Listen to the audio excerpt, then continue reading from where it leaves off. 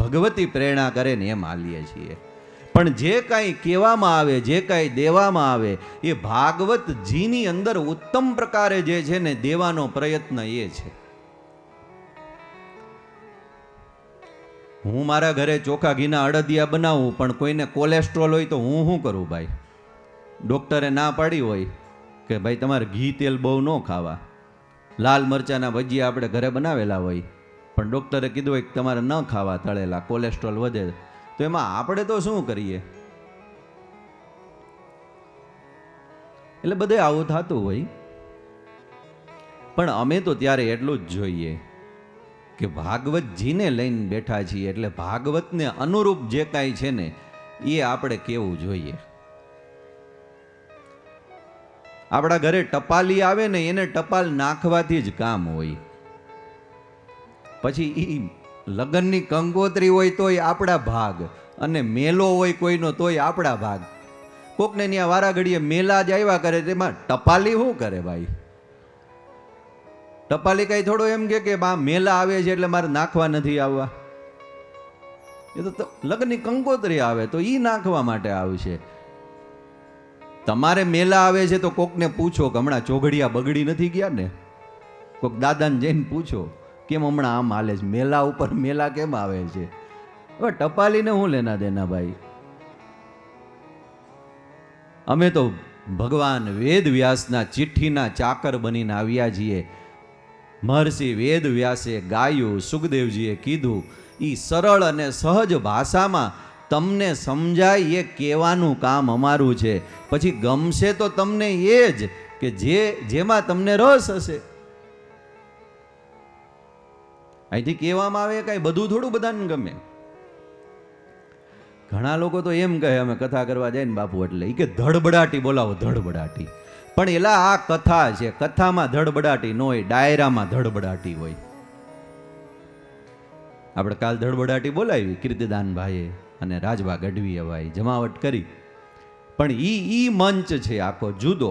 અને કથા છે ને એની સાથે લાગેલો શબ્દ એક છે, કથા ગંગા, કથા સરિતા. નદીને ક્યારેય ધડબડાટી કરતી હાલતી હોય એવી જોઈ તમે? ઘૂઘવાટા કોણ કરે? દરિયો. ભગવાનની કથા દરિયો નથી. પૂછ એવું, રઘુપતિ કથા પ્રસંગા, સકલ લોક જગ પાવની ગંગા.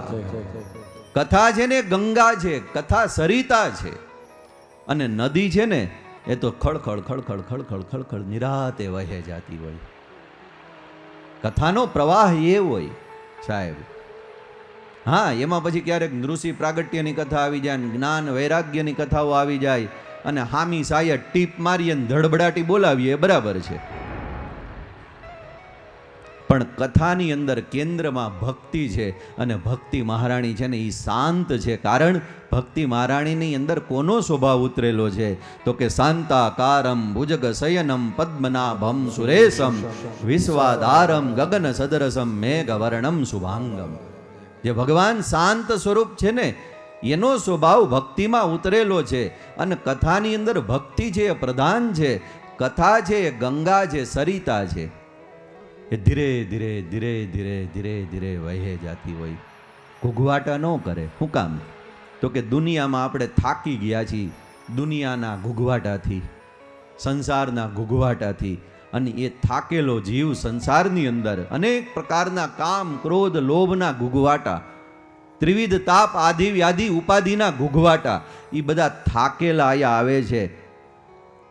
દુનિયાના ઘૂઘવાટાથી થાકેલો આયા આવ્યો હોય અને આયા પાછા ઘૂઘવાટા થાય તો પછી ઈ કથા છે ને એ થાક ન ઉતારે, પણ ઈ કથા છે ને એનું જ ઊંધું થઈ જાય. કથાનું ઊંધું કરો ને એટલે પાછું થાક થઈ જાય. કથા એનું ઊંધું કરો, લ્યો થાક. તો કે વિશ્રામ માટે આવ્યા હતા, પણ શું થયું? થાક લાગી ગયો. કેમ?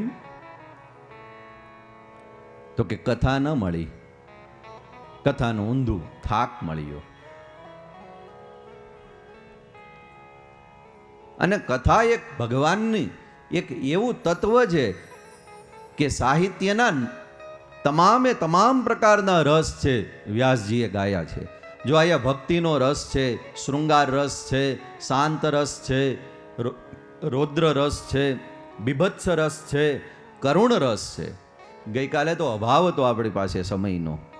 નતર સાહેબ, ભગવાન રાસેશ્વર વૃંદાવન વિહારી લાલ જ્યારે પોતાની માં જશોદા, બાબા નંદ પોતાની ગાયો અને વ્રજમંડળને છોડીને મથુરા જાય છે ને, ત્યારે કેવલ વ્રજ જ નથી રોતું, પણ કથાની અંદર બેઠેલો વક્તા અને શ્રોતા બધાય રોતા હોય છે. એવી કરુણતા પ્રગટ થતી હોય છે.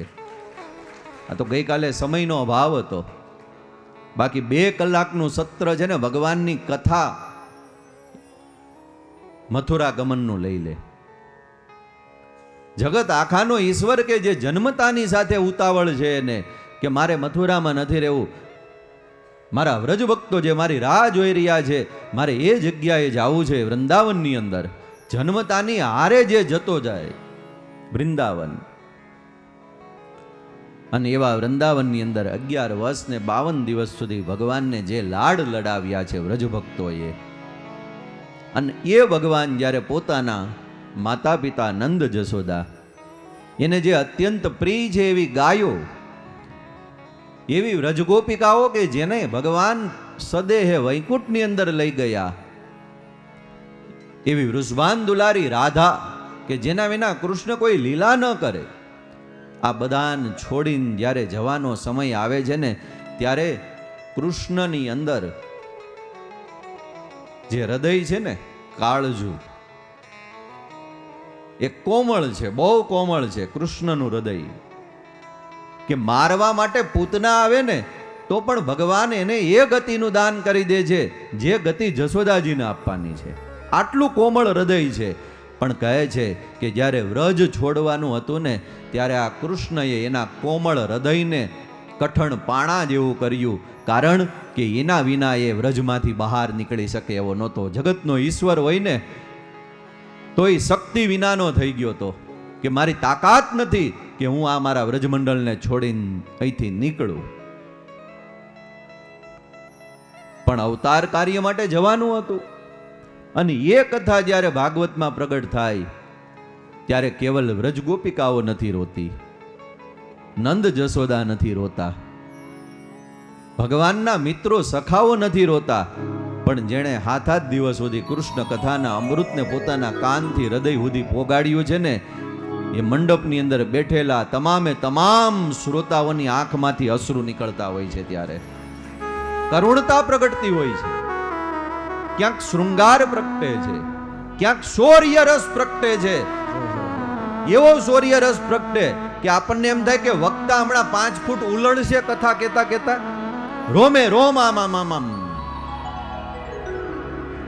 એની અંદર શૌર્યતા વ્યાપી જાય. ક્યારેક બીભત્સ રસ પ્રગટ થાય, રાસ મંડાય ત્યારે શૃંગાર રસ પ્રગટ થતો હોય છે.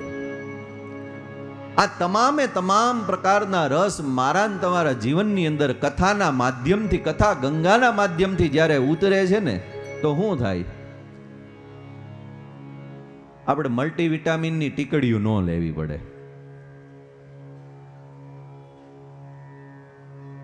આપણે નબળાઈ લાગે, વાળ ખરવા લાગે, નખ આપણા ફીકા પડી જાય, દેખાવાનું ઓછું થઈ જાય, નબળાઈ લાગે, અશક્તિ લાગે, એટલે આપણે ડૉક્ટર પાસે જઈએ, રિપોર્ટ કરાવે. એટલે પછી એમ કે ભાઈ તમારે વિટામિન ડી ઘટે છે, કાં કે વિટામિન ઈ ઘટે છે, કાં કે તમારે આ ઘટે છે, આયરન ઘટે છે, કોઈને હિમોગ્લોબિન ઘટે. તો કે કરવાનું શું? તો કે તમારા શરીરમાં જે ઘટે છે ને એ હવે બહારથી નાખવાનું. એટલે પછી એની આપણને દવાની બોટલ લખી દે કાં ટેબ્લેટ લખી દે. એ રસને અંદર ખૂટે છે ને એને બહારથી નાખવો પડે. પણ મને કહેવા દ્યો કે સાહિત્યના તમામ પ્રકારના રસવાળી ભગવાન કૃષ્ણની કથાને જે સાંભળે છે અને એ રસ જેના કાનથી અંદર રેડાય છે ને, એના દેહની ભીતર અંતઃકરણની અંદર એકેય રસ ઘટતો નથી ને પરિણામે બહારથી નાખવો નહીં પડે તમારે. માટે કથા ગંગા છે ને એ સરિતા છે સાહેબ. એ રસ પ્રગટ કરતી ચાલે છે, ખળખળ ખળખળ ખળખળ વહે છે. અને હું તમને હાવ સીધો સાધો દાખલો આપું રસનો. રૌદ્ર રસ હોય છે, એની અંદર ક્રોધ હોય, હે આ રૌદ્ર રસે પ્રગટ થવો જોઈએ હો આપણી અંદર, ક્રોધય પ્રગટ થવો જોઈએ. સામેવાળાને આપણે 5 વાર કહીએ પણ સમજે જ નહીં, પછી એકવાર પ્રગટ તો થવો જ જોઈએ. પણ તમે સમજો એટલું કે આ રૌદ્ર રસ પ્રગટ થઈને 5 મિનિટમાં જો પાછો બેસી જાય ને તો જ કામનો. પણ આ પ્રગટેલો રૌદ્ર રસ 5 મિનિટમાં બેસી જવો જોઈએ. પણ જો કોઈને 5 કલાક રહે ને તો મગજની એકાદી નસ છે ને છટકી જાય ને કાં ફાટી જાય. મેડિકલ સાયન્સ એમ કહે છે, ક્રોધના કારણે. એ રસની જરૂર છે પણ કેટલી, એનું કામ છે એટલી જ. બીજું, શૃંગાર રસ બહુ જરૂરી છે જીવનને મધુર બનાવવા માટે, મીઠું બનાવવા માટે. પણ શૃંગારની અંદર કોઈક ભર્તુહરીની જેમ એટલો બધો ડૂબી જાય ને તો આ શૃંગાર રસ છે ને એને પોષણ આપે છે, પણ પોષણ આપવાને બદલે ક્યારેક એને પતનના માર્ગે લઈ જાય. આ તો ભર્તુહરી પછી શૃંગાર રસ પછી વૈરાગ્યની અંદર જતા રહ્યા. આપણે ન જઈ શકીએ. આપણે તો જે પોષતું એ જ મારતું. પોષણ આપે એ મારવા માંડે પછી. એટલે ઈ રસે નો હાલે કાયમ. બીભત્સ રસ એટલે આપણે હારા ન લાગીએ એવા જીથરા ભાભા જેવા બની જાય ને એને બીભત્સ રસ કહેવાય. હાવ સીધી સાદી વ્યાખ્યા. બીભત્સ રસ એટલે હું તો કે આપણે આપણી જાતને જોવું ન ગમે. આપણને જ આપણને ન ગમે. અરીસાની સામે ઊભા રહીને આભલાની સામે એટલે આપણને જ એમ લાગે આપણને જ નથી ગમતું. આવો કોઈ પણ પ્રકારનો રસ પ્રગટ થાય ને એને બીભત્સ રસ કહેવાય. હા, 1-2 મિનિટ માટે પ્રગટ થાય તો બરાબર છે બીભત્સ રસ, પણ પછી આપણને જ એમ થાય કે હાલો આ જીથરા બાબા સવારમાં ઉઠ્યા ત્યારે જીથરા બાબા હતા, હવે બાબલા બની જાય. એટલે માથું ધોઈએ ને તેલ નાખીએ ને દાંતીઓ ફેરવીએ ને. તમારે જીથરા બાબામાંથી બાબલો તો બનવું જ પડે હો. અને જો 24 કલાક કોક બીભત્સ રસની અંદર જીથરો ભાભો રહે તો એમ કે આને હવે પોરબંદર ભેગા કરો અને આને જામનગર મોકલો, આને ખબર નથી પડતી. એટલે ઈ રસે બહુ હાલે એવો નથી બીભત્સ રસ. હા, કરુણ રસ એક એવો છે કે નિસદિન બરસત નૈન હમારે, જબતે શ્યામ સિધારે બ્રજ સે નિસદિન બરસત નૈન હમારે. કરુણ રસ એક એવો છે કે જેની અંદર થોડુંક વધારે રહી શકાય, પણ કરુણ રસની એક મર્યાદા છે. આપણે બહુ કરુણ રસની અંદર ડૂબી જાય ને એટલે કોક આવીને એમ કે હું આ દિવેલ પીધેલું મોઢું ચડાવીને બેઠા છો. બહુ કરુણ રસમાં ડૂબી જાય એટલે એમ કે હું એરંડિયું પીધું હવારમાં ચાની હારે. એટલે ઈ રસે બહુ ટકે એમ નથી. શૃંગાર રસ ટકે એમ નથી. હા, એક હાસ્ય રસ છે. હાસ્ય રસ જે ડાયરાની અંદર પીરસાતો હોય હાસ્ય રસ. પણ એ હાસ્ય રસની એક મર્યાદા છે. તમે 3 કલાક ડાયરામાં હાસ્ય રસમાં દાંત કાઢીએ ને તો હારા લાગીએ, પણ 24 કલાક ખીખી ખીખી ખીખી ખી હા હા હા તરત જ એમ્બ્યુલન્સ આવે. આ હું ખડખડાટ 24 કલાક ખી ખી ખી ખી ખી ખી. આ હું મંડી પડ્યો છે. હાથ પકડીને પૂછે કાંઈ ઓતાર આવે છે લા તને, કાંઈ દેખાય છે, કાંઈ ભૂત પ્રેત દેખાય છે? એના દાંત કાઢસ તું આટલા બધા. ઘણા લોકો જ ન હોય, કોકની સ્મશાન યાત્રામાં જાય ને તો ન્યાય દાંત કાઢે. એનો દાંત કાઢવાનો સ્વભાવ હોય એવો. એટલે ન્યા જાય ને કોકના મરણામાં ને બેહણામાં ન્યાય દાંત કાઢે. પછી આપણે કંઈક ભાઈ આ તો દુઃખનો પ્રસંગ છે પણ શું કરું, ભગવાન કે મને મોઢું જ એવું આપ્યું છે. એટલે મોઢું એવું આપ્યું હોય પણ ન્યા થોડુંક આમ મલક મલક ન કરાય. ન્યા ઓલાન બાપા વયા ગયા છે, એની નજર પડશે ને આ તારા ઉપર કે આ મલક કરે તો ઊભો થઈને ખરેખરો તારો ચાલુ થઈ જાય, એનું અટકી જાય. એટલે હાસ્ય રસે એક મર્યાદા છે. પણ મને કહેવા દો કે શાંતાકારમ ભાગવતની ભક્તિથી પ્રગટ થતો શાંત રસ એવો છે કે જેને 8 પોર ચડી જાય ને તો આ શાંત રસ છે ને મારા ને તમારા જીવનની અંદર સમાધિને પ્રગટ કરી દે.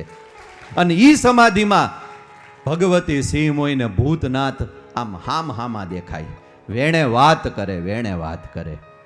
અને ઈ શાંત રસની સાથેની કથા ગંગા છે. એટલે અમે એમ હાલીએ છીએ. બાકી બેહાડો લ્યો લોક ડાયરાના સ્ટેજ ઉપર, તમારો માંડવો હેઠે નો નાખે ને તો કેજો તમે. અમે શબ્દના ઉપાસક છીએ સાહેબ.